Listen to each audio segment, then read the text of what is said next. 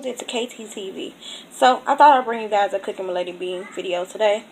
So this is what's going on. Can anybody guess what I'm making for dinner? Avoid the jello. That's dessert. Can anybody name it? I'm pretty sure I got it.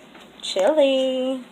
So of course I got my chili powder, the chili beans, tomato sauce, tomato paste, some of the ground beef I've already started cooking and browning, getting it together, and of course we have to have our oyster crackers. So that's pretty much all I need for my chili because my kids really don't like really spicy stuff, and the only thing I'm missing is my onion.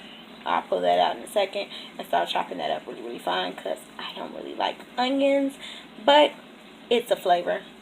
So let me take you to the stove.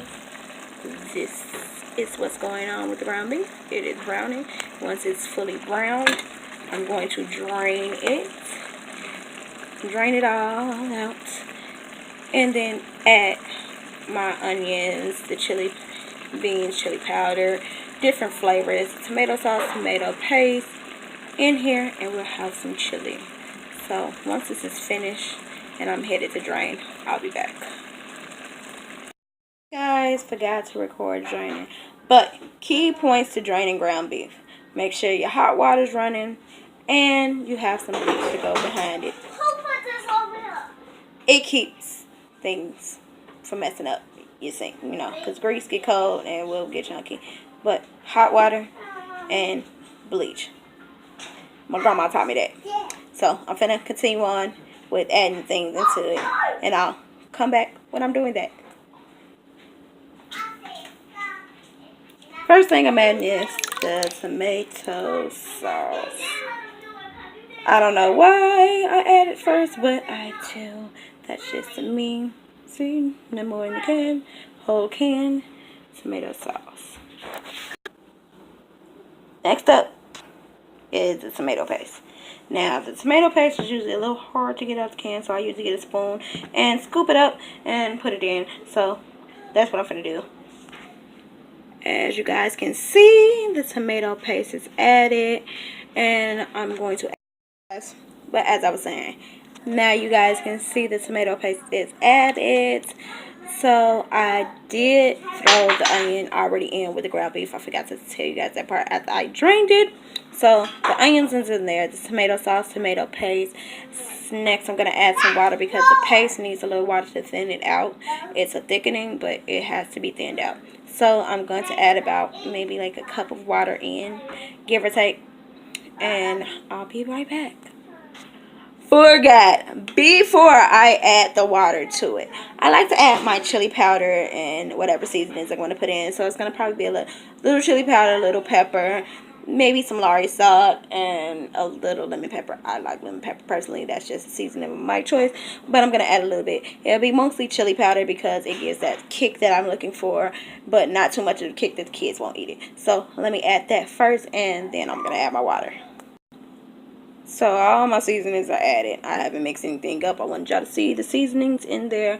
And I'll probably have to add a little bit more chili powder to it just for the flavor texture. So next I'm going to go ahead and add in the water.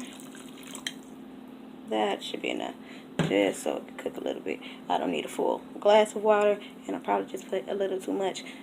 But it'll cook down and it's going to be good still. And the last thing I have to add in here is the chili beans. So that's only 1 can of chili beans that's inside the pot right now. I'm going to put probably about 2 cans. And I'm about to let it cook. I'm going to mix it all up and start letting it simmer. And then I'll be back with you guys. So I mixed everything up. And this is pretty much what it looks like. It has the beans, the ground beef, tomato sauce, tomato paste, all the different seasonings, chili powder, of course.